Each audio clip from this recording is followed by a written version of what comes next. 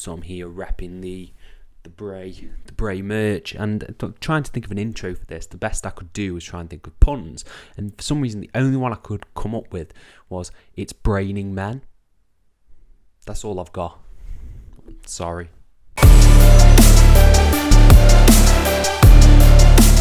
Hello and welcome to FTTR. I am Ian McQuaid, and today we are talking about WWE Extreme Rules 2022. Wow.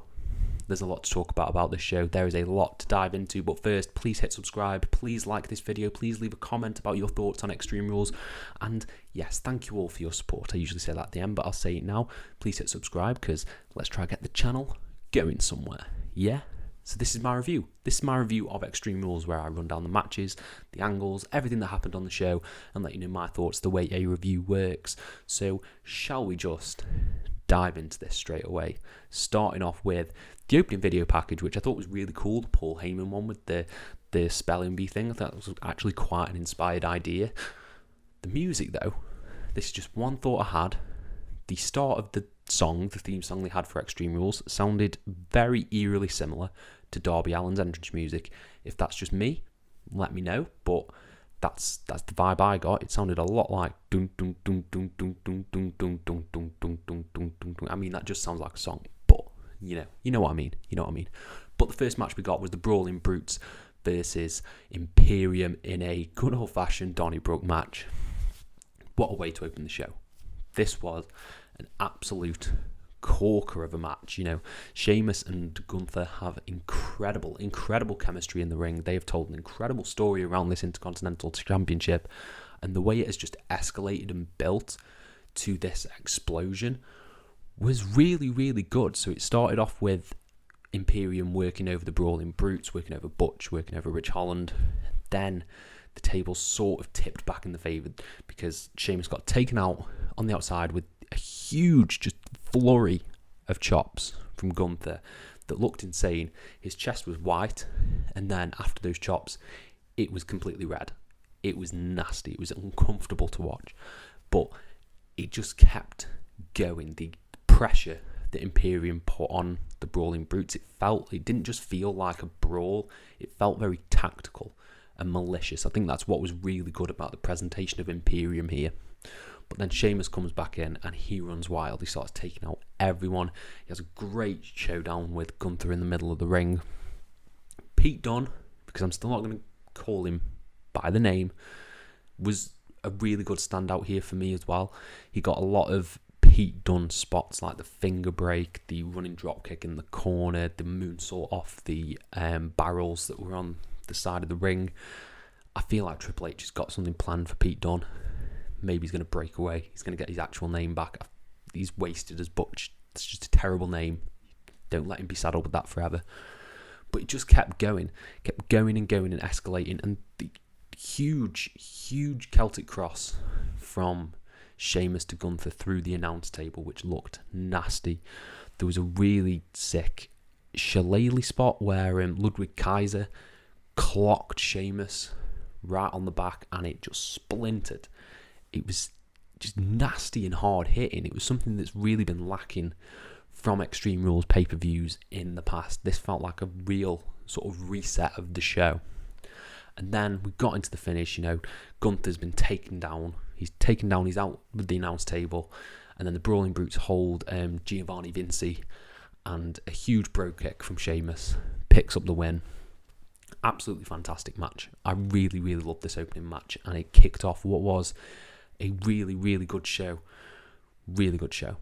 Then we got the sort of backstage story throughout the night of The Miz just being followed by a mascot of a hockey team. Don't know what hockey team. Well, probably something from Philadelphia. I have no idea. Plead ignorance to American sports. Okay, we all knew where it was going. As soon as that happened, we knew where that story was going. So, yeah, harmless fun. Then we got into the SmackDown Women's Championship match. Liv Morgan took on Ronda Rousey in what was the most disappointing match of the night, in my opinion. This was actively bad. I think it just looked off. The way some of the weapon spots were done looked either incredibly nasty and sort of unsafe, like when Liv was tied up to the ring post on the outside, or incredibly sloppy and light, which was Liv Morgan's chair shots to Ronda Rousey towards the end of the match. There was some okay bits in here, but it just felt so clunky and like, okay, we're going to do this. Okay, we're going to do this. Okay, we're going to do this. It didn't feel coherent at all. And then some of the submission spot at the end was just bizarre. So Liv Morgan hits a diving senton through a table, gets a 2 count, nice 2 count. She hit a nice code breaker with a chair as well. I thought that was pretty good. But then just limbs got tangled. I couldn't really work out what they were going for. I couldn't tell if it was an armbar, if it was an inverted armbar, if it was a variation of a crossface. She just got Liv in something, and Liv passed out while smiling, and Ronda won. Not how I would have done this. It wasn't very decisive. I get they want to protect Liv, but at the same time, just the way it was shot and the way it was executed just didn't look good. Like, it didn't look like it hurt. I mean, it probably would hurt. Ronda Rousey would kill me in an actual fight, but this, just the way it looked, didn't look convincing, and that was just the story for the whole match. I didn't think any of this looked convincing, and it was quite sloppy in places and was easily the low light of the night. But Ronda was champion. I think that's good. I think Liv needs to get some distance away from the title so she can sort of be rebuilt to the over character she was when she cashed in Money in the Bank. And let's just get Ronda Rousey versus Shayna Baszler, please. That's what I want next. Make it happen, Triple H. Then we got probably my sort of like, I don't know, contrary opinion. I don't know what people made of this, really. I haven't seen a big reaction to it. But Karrion Kross versus Drew McIntyre in a strap match. This was really fun. I actually really enjoyed this. I liked Karrion Kross's character work at the start, where he's just not putting the strap on. He just throws it, not putting the strap on.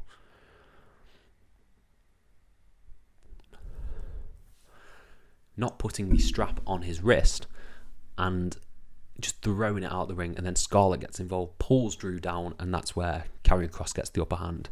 Some of the shots in this with the strap were brutal, absolutely brutal. You could hear like the crack throughout the arena when someone would get whipped by it.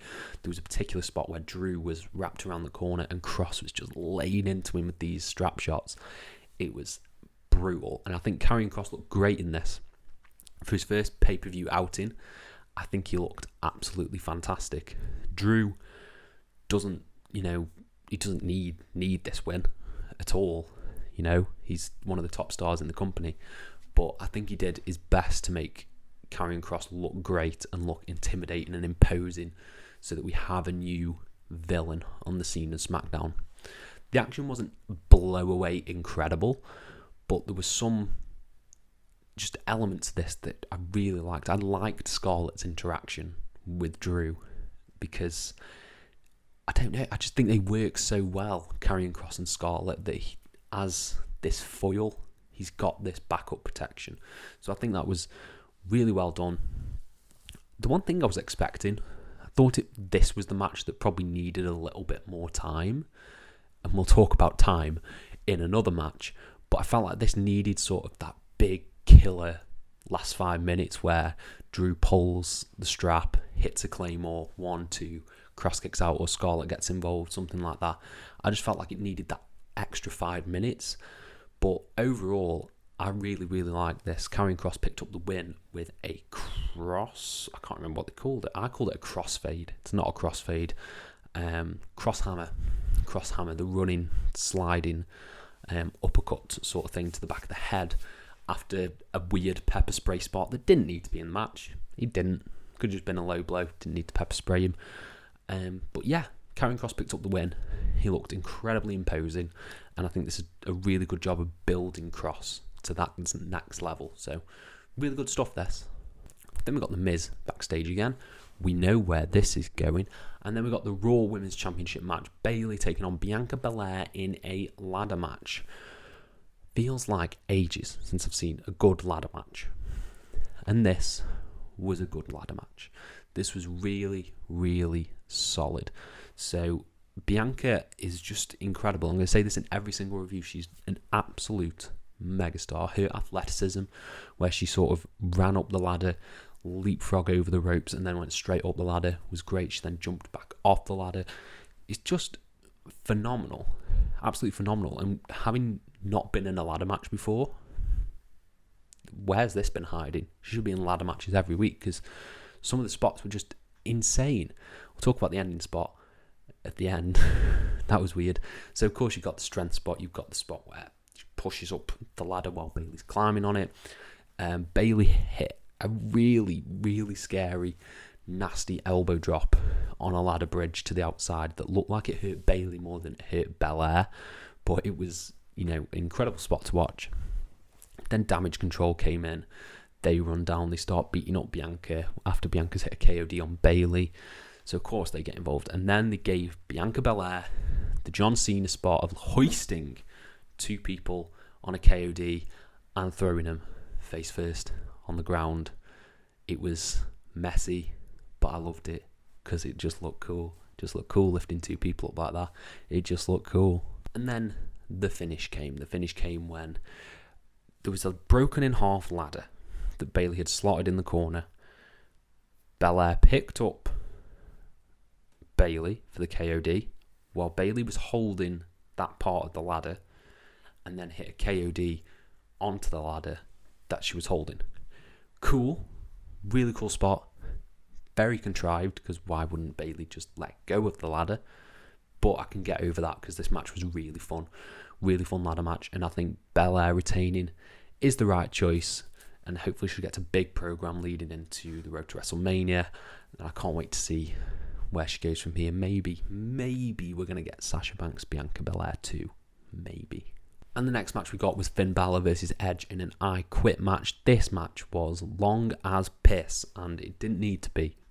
Not at all. This was so long, like really long, and it just reminded me of the Randy Orton Edge match from WrestleMania, the lockdown one, that was just insanely long and didn't need to be.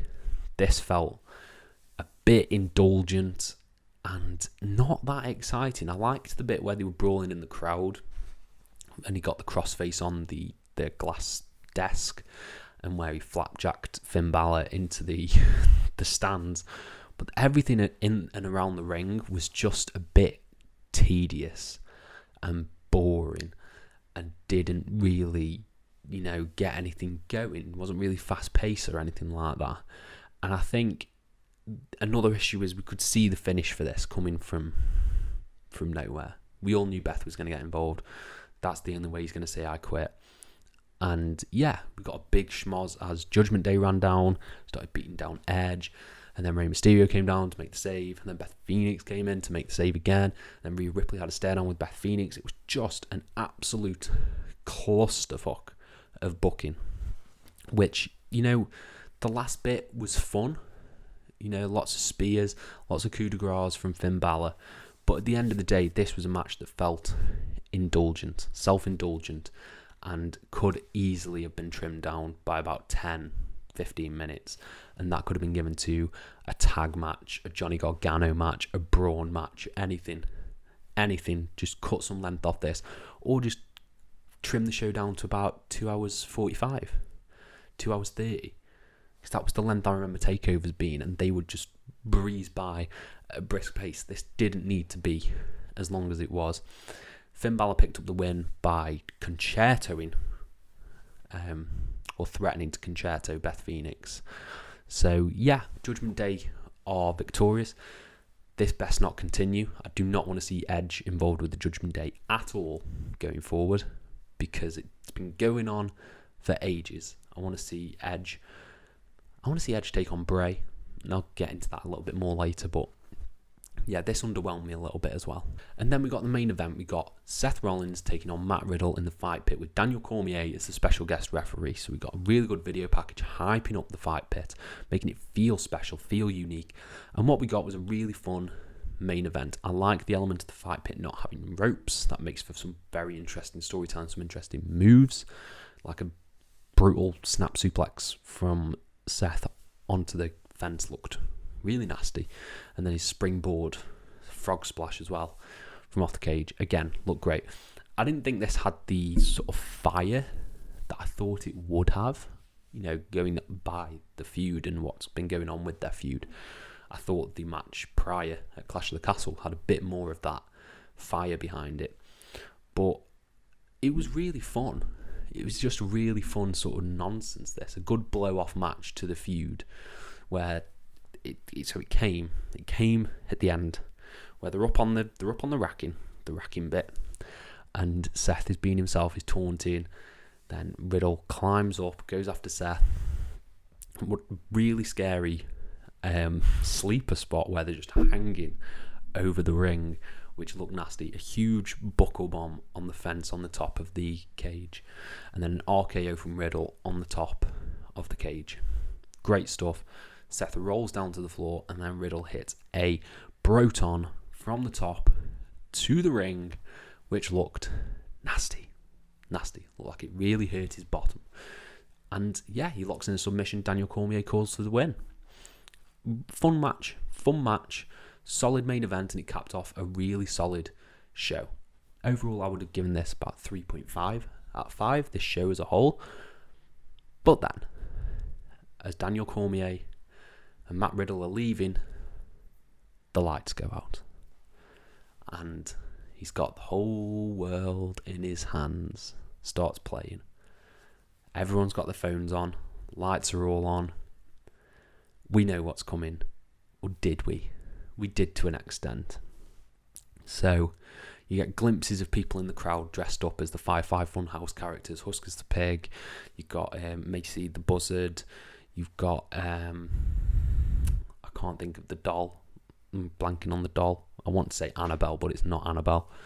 And you just get all these glimpses, and then you see the Fiend in the crowd at the bottom, and the massive pop the Fiend got. He got a huge reaction from this crowd. And then it fades to the stage, and there's a door.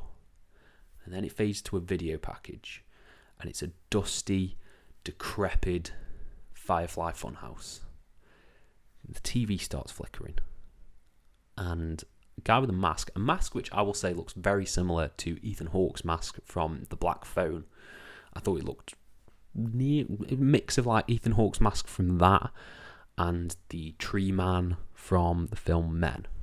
Like if you merge those two, you'd get Bray Wyatt's mask. And he says, "Who killed the world? You did. We did." And, I'm getting chills thinking about it. And then it cuts. The door opens on the stage, and out comes Bray with his mask on, lantern in hand, takes the mask off to a huge ovation from the crowd, blows out the lantern, ends. Perfect. Absolutely perfect introduction for this new character. He got holy shit chants again. I think he's the only person who can get holy shit chants for an entrance. And it's just an incredible re-debut for Bray. I'm so excited to see where this goes tomorrow night. I'm so invigorated with Triple H's version of main roster WWE. So that added like an extra near enough star to this show. Overall, I would give this show a 4.25, I think, out of 5, because that debut, the more I thought about it, is just electric and makes me so happy. So 4.25 for this. I think this is one of the better shows WWE's done this year, and yeah, absolutely incredible stuff for a show that has been treated like shit for the past 10 years, essentially. So yeah, Extreme Rules feels reinvigorated under Triple H, and I want to know what you guys thought of the show. Let me know your thoughts down in the comments below, and I'll try and reply to every single one of you. Thank you all ever so much for your support, and have a nice day.